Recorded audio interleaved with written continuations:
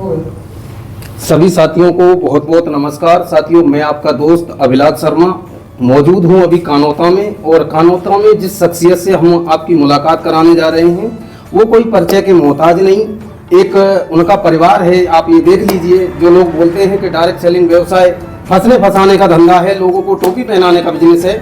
आप देख लीजिए, सर ने इतने लोगों को टोपी पहनाई और सर से आज करते हैं आपकी मुलाकात कराते। सर, आप अपना परिचय बता दीजिए। और उन लोगों को ये चीज बिल्कुल समझ लेना चाहिए कि जो लोग बोलते हैं डायरेक्ट सेलिंग व्यवसाय पढ़े लिखे लोगों का नहीं है। सर, थोड़ा सा आप अपना परिचय बताएं। नमस्कार अभिलाष जी सर। धन्यवाद सर। अच्छा लगा शर्मा जी आपसे मिलके, और मेरी प्यारा सा जो डायरेक्ट सेलिंग का ये परिवार मेरे बीच में मौजूद है। साथियों, मैं बताना चाहूँगा, मेरा नाम त्रिलोकराज बेनीवाल है और मैं दूदू से बिलोंग करता हूँ। एजुकेशन में मैं इंग्लिश से बीए हूँ, एमए हूँ, बीएड और एलएलबी हूँ।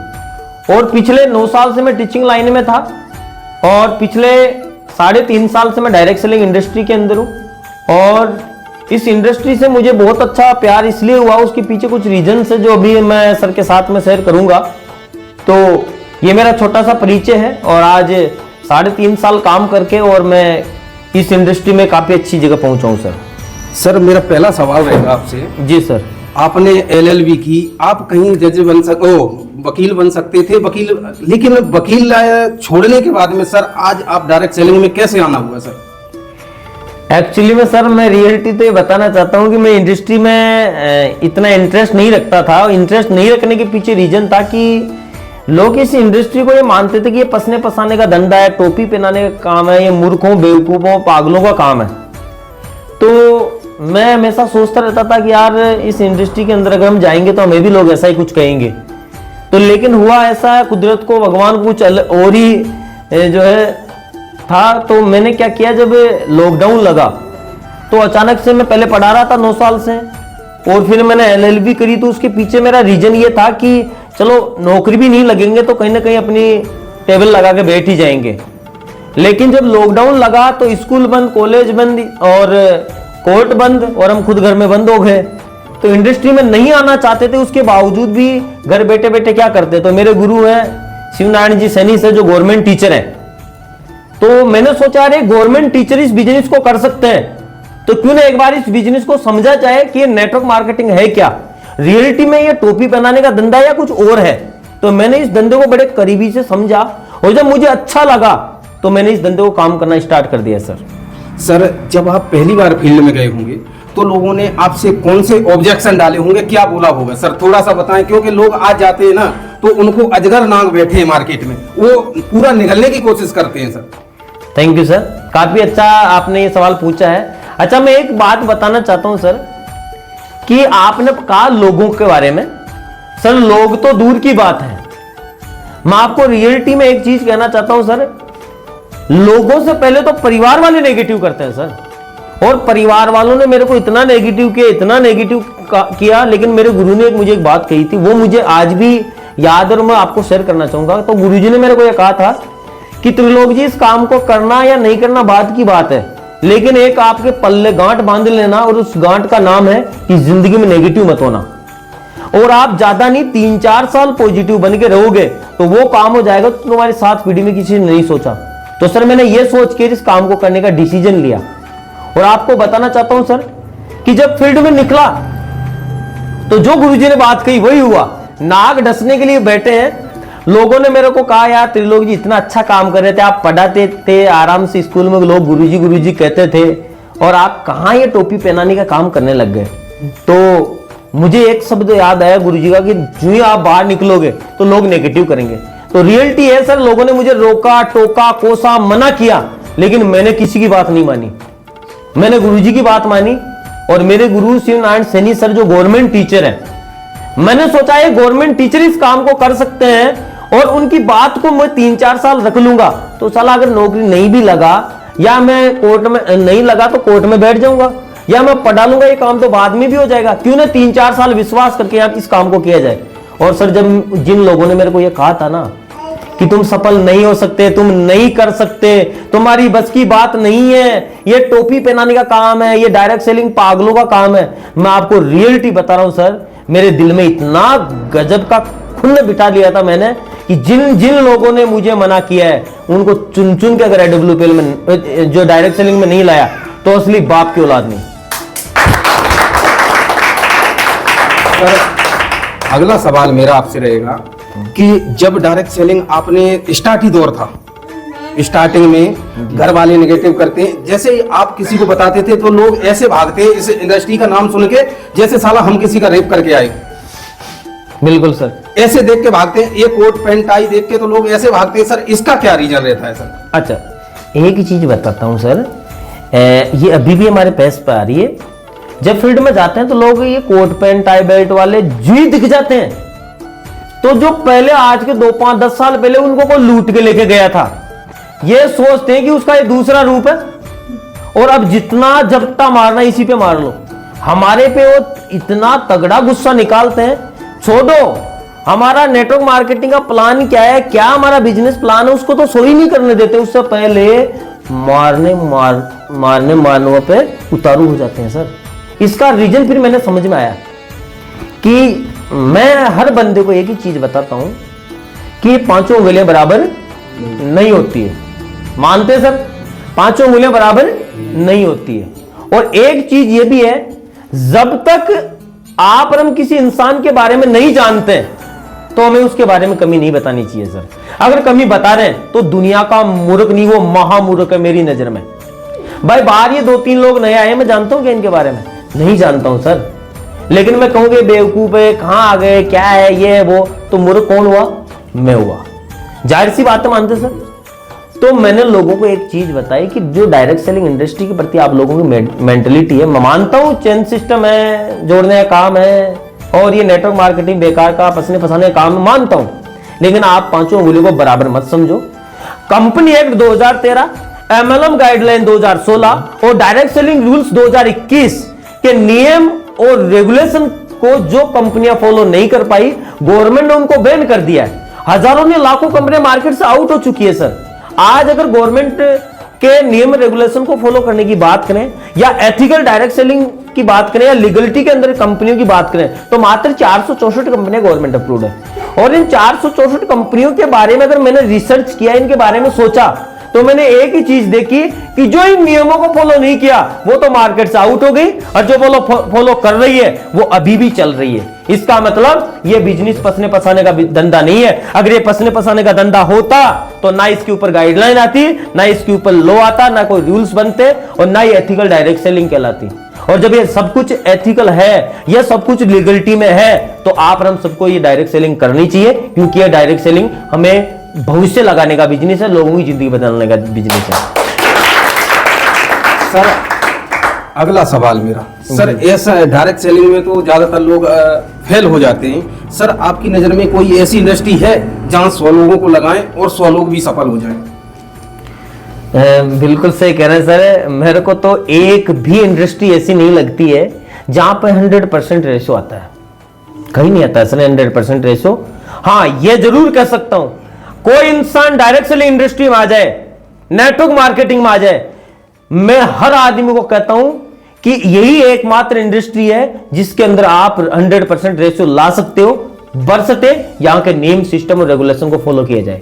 मैं आपको बता दूं सर, किसी भी इंडस्ट्री में चले जाओ, अगर 100 लोगों को आप कारीगरी सिखाने की कोशिश करोगे तो 100 कारीगर नहीं बनेंगे, उनमें 10, 15, 20 कारीगर बनेंगे, बाकी के तो मजदूर ही रहेंगे। अगर 100 लोगों को तैयारी करने के लिए कोचिंग सेंटर पे भेजा जाए, उसमें 2, 4, 5, 10 लोग ही नौकरी लगेंगे, बाकी के 80, 90 लोग तो, समझ में आ रहा है? और ये डायरेक्ट सेलिंग इंडस्ट्री है, नेटवर्क मार्केटिंग है। अगर आप नेटवर्क मार्केटिंग में आ गए हैं तो मैं आपको 100% कहता हूं सर, इसकी जो ट्रेनिंग प्रोग्राम है, इनकी जो मीटिंग्स है, इनके सेमिनार से, इनका जो सिस्टम है, डायरेक्ट सेलिंग के सिस्टम को अगर कोई फॉलो किया जाए, मैं आपको बता सकता हूं, एक किसान का बेटा करोड़पति बन सकता है, एक मजदूर का बेटा जगुआर ओडी में आ सकता है, एक हाउस वाइफ है आज ओडी में घूम रही है, तो आप अंदाजा लगाएं, एक अंगूठा टेक है वो यहां से महीने के 15-20 लाख रुपए कमा रही है, तो मैं एक चीज समझ सकता हूं कि मजदूर भी सक्सेस है, यहां पे किसान का बेटा भी सक्सेस है, एक हाउस वाइफ भी सक्सेस है, RS, IS, IPS, PhD, MPhil, ये लोग यहां पे सक्सेस है। तो मैं एक चीज समझता हूं कि धन्यवाद है जिस इंसान ने इस इंडस्ट्री को बनाया सर, कि यहाँ पे अनपढ़ आदमी और एक MBBS PhD होल्डर व्यक्ति सब बराबर दृष्टि से रहते हैं, और वो भी बन सकता है, ये भी बन सकता है, सब लोग बन सकते हैं, और सब लोग बन सकते हैं। तो इसका मतलब यहाँ के सिस्टम को फॉलो कर लो, साला 100% रेशो डायरेक्ट सेलिंग में आता है। सर डायरेक्ट सेलिंग में हमें किन की बात सुननी चाहिए और किन लोगों की बात नहीं सुननी चाहिए? हाँ, ये तो बहुत अच्छी बात है सर। अच्छा, मैं एक चीज समझता हूँ सर, कि मेरे को तो उन लोगों की बातें सुननी चाहिए जो लोग इस बिजनेस को नफरत करते हैं, उनकी ज्यादा सुननी चाहिए। जो प्यार करते हैं तो उनसे तो क्या, उनको तो अपना सिस्टम बताना है और उसको अपने साथ लाना है।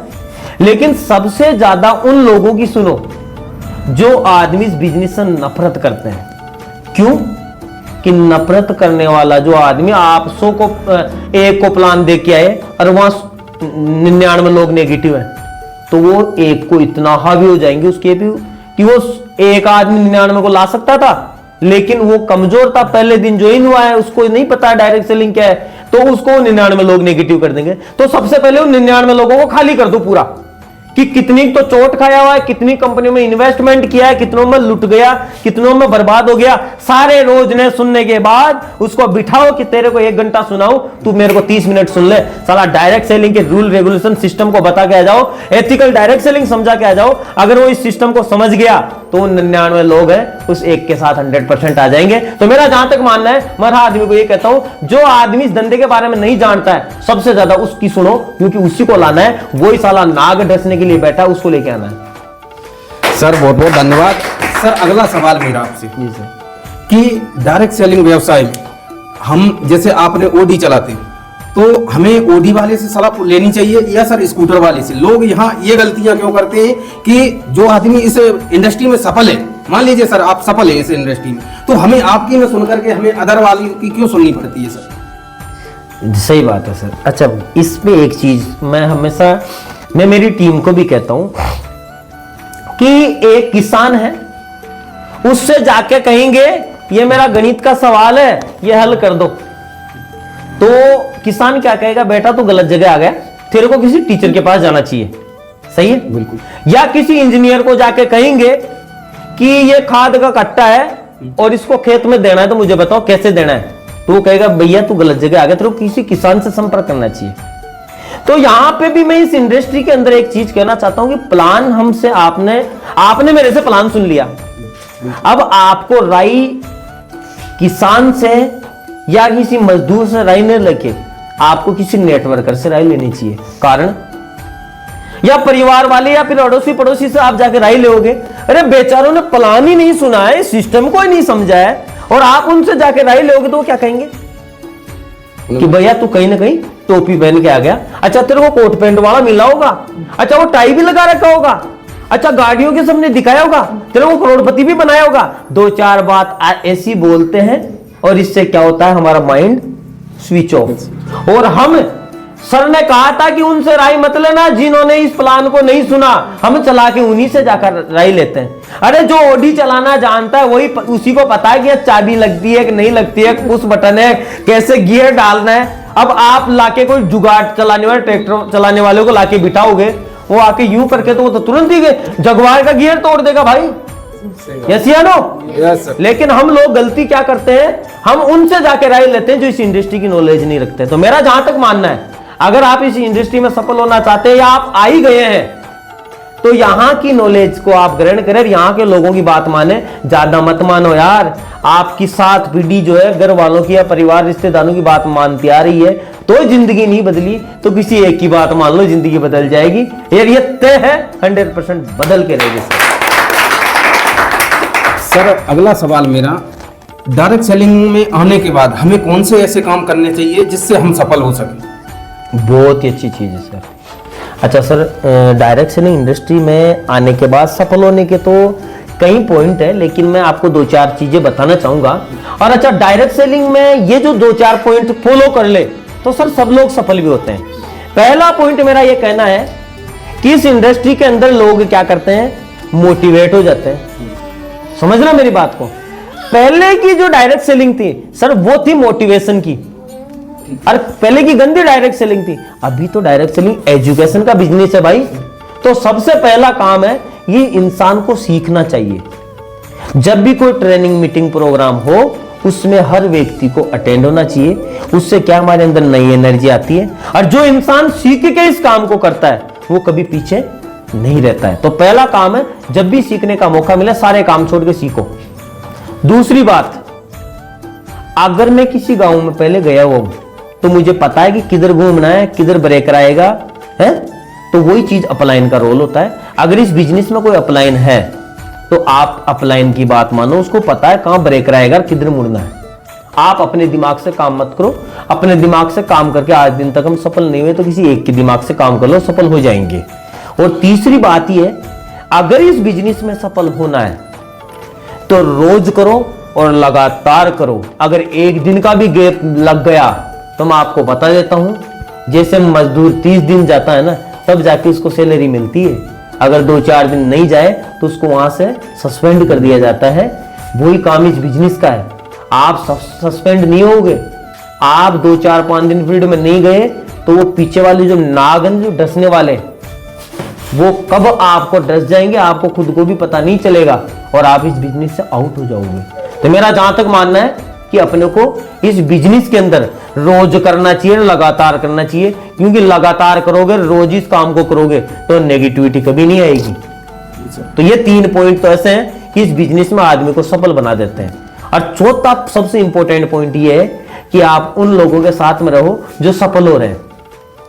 समझ में आ रहा है? जहां किसी मोहल्ले में या गली में बैठे हो और वहां पे बात होती है कि सिगरेट कैसे पिया जाता है, कैसे दारू पीना सीखते हैं, कैसे सुल्फी पीना सीखते हैं, कैसे चोरी करना सीखते हैं, उन लोगों के बीच में रहोगे तो वहां गुंडागर्दी करना सीखोगे। और इस इंडस्ट्री के अंदर आओगे तो कैसे कोट पेंट टाई बेल्ट में आते हैं, कैसे पर्सनैलिटी डेवलप होती है, कैसे हमारी इज्जत बढ़ती है, कैसे बोलना सीखा जाए, कैसे चला जाए, कैसे बड़ों से बात करी जाए, कैसे अपनी लाइफ जो लग्जरी बने, ये सब कुछ सिखाई जाती है। तो मैं ये चीज कहता हूं कि उस माहौल में मत रहो जहां पे लोगों की सोच छोटी है। बड़ी सोच के साथ रहोगे तो बड़ा काम होगा, छोटी सोच के साथ रहोगे तो छोटा ही काम होगा और हम नेगेटिव हो जाएंगे। तो 4 पॉइंट तो ये है। और लास्ट एंड फाइनल पॉइंट ये है कि अगर डायरेक्ट सेलिंग इंडस्ट्री में कोई सफल होना चाहता है तो दुनिया का सबसे बड़ा अगर कोई सफलता की कुंजी है तो वो है एक ही जगह टिक के काम करना, छोड़ के मत जाना।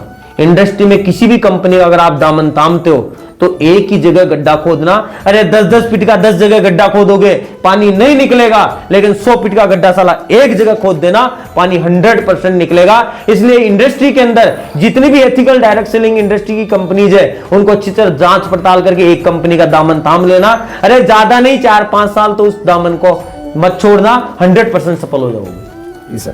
सर अगला सवाल मेरा आपसे रहेगा कि कुछ लोग ऐसे आते हैं, उन्होंने आपको 18,000 रुपए दिए, वो ट्रेनिंग में नहीं जाएंगे जी सर, मीटिंग अटेंड नहीं करेंगे जी सर, कहीं नहीं जाएंगे, वो आपको फोन करेंगे सर हमारे चेक का क्या हुआ। ऐसे लोगों को थोड़ा सा बता दें सर कि चेक कैसे आएगा। हाँ बिल्कुल, बहुत अच्छी बात बताइए। अच्छा, ये चोट हमारे साथ भी बीतती है। हमारे साथ भी कई लीडर ऐसे हैं कि ट्रेनिंग के लिए कहेंगे, उसी दिन उसके दस्त लगेगा, उसी दिन उसके बुखार होगी, उसकी पार्टी है ना उसी दिन बच्चा देगी, उसी दिन है उसका हॉस्पिटल में उसकी माँ बीमार हो जाएगी, इसकी बड़े सांस पहले खत्म हो गई तो दोबारा फिर खत्म उसी दिन होगी, उसके जो है दादाजी आज के 5 साल पहले खत्म हुए तो उसी दिन फिर दोबारा खत्म हो जाएंगे। कारण क्या है? ये इस बिजनेस में लोग इसलिए सफल नहीं होते हैं कि लोग काम करना तो चाहते हैं लेकिन सीखना नहीं चाहते हैं। और सीखेंगे नहीं तो भाई साहब 18,000 नहीं 36,000 दे देना, घर से बाहर नहीं निकलोगे, लोगों से नहीं मिलोगे, लोगों से मुलाकात नहीं करोगे तो ये धंधा कैसे आगे बढ़ जाएगा। मैं उन लोगों को एक बात कहना चाहता हूं कि 500 रुपए कमाने वाला एक मजदूर जब रोज घर से बाहर निकलता है, डेली पसीना बहाता है, तो यार कम से कम यहां लोगों को बताओ तो सही। बताओगे नहीं तो कोई जादू मंत्र थोड़ी है, जुड़ते स्वाहा ये लो तुम करोड़पति बन जाओगे, डायमंड बन जाओगे। ऐसी कोई इंडस्ट्री में ऐसा कोई रास्ता नहीं है सर। यहां से रोज फील्ड में जाना ही पड़ेगा और ट्रेनिंग अटेंड करना ही पड़ेगा। और फिर भी कोई 18,000 देके फील्ड में अपलाइन को खींचना चाहता है, बुलाना चाहता है, अपलाइन को बार बार जो है प्रेशर करता है, तो अपलाइन जानता है कि बेटा तू डाल डाल और मैं पात पात, कोई बात नहीं है, तूने पैसा दिया है, मैं तेरा एक चेक बना भी दूंगा, फिर भी दूसरा चेक के लिए तेरे को निकलना ही पड़ेगा, कुल मिला के निकलना ही पड़ेगा सर। सर मेरा लास्ट सवाल रहेगा आपसे। जी सर। आपने जो एजुकेशन दे रहे हैं साथियों, इससे बहुत कुछ निकाला जा सकता है और बहुत कुछ सीखा जा सकता है। सर मेरा लास्ट सवाल है आपसे, जी सर। ऐसे कितने लोग मिले जो अपलाइन को इस्तेमाल करके आगे बढ़ गए हों? आज आपने कितने दिन अपने अपलाइन को इस्तेमाल किया था? क्योंकि सर लोगों को पता है, ये कितने भी करोड़ का प्लान हो, मैं खुल के ऐसे लोगों की आलोचना करता हूं जो साला खुद प्लान नहीं देना जानते। बिल्कुल सर अपलाइन को कितने दिन आप करोगे, कितने दिन प्लान दिलवाओगे? देखो, मैं तो एक चीज कहता हूं सर, मेरी टीम वाले भी जानते हैं और मैं मेरी आपको भी बताना चाहूंगा और जो भी सुन रहे हैं सबको बताना चाहूंगा, डायरेक्ट सेलिंग इंडस्ट्री के अंदर मैं एक चीज कहता हूं कि दूसरों के कंधों पे बंदूक रख के चलोगे तो मैं आपको बताता हूं कब गोली चल जाएगी कब नहीं चलेगी हमें पता नहीं है। समझ में आ रहा? हो सकता है वो अगला ढीला रह गया, वो गोली अपने पैरों में आके गिर जाए। समझ में आ रहा है? सही बात। लेकिन बंदूक अपने हाथ में रहेगी, कब गोली चलाना है ये हमारे ऊपर डिपेंड करता है। इसका मतलब अपलाइन के भरोसे अगर कोई व्यक्ति रहता है, मैं आपको कहता हूं कि अपलाइन ही, खुदा ना खास्ता किसी के साथ ऐसा नहीं हो, लेकिन माना कि अपलाइन ही दुनिया छोड़ के चला गया, क्या वो सफल हो पाएगा? नहीं होगा।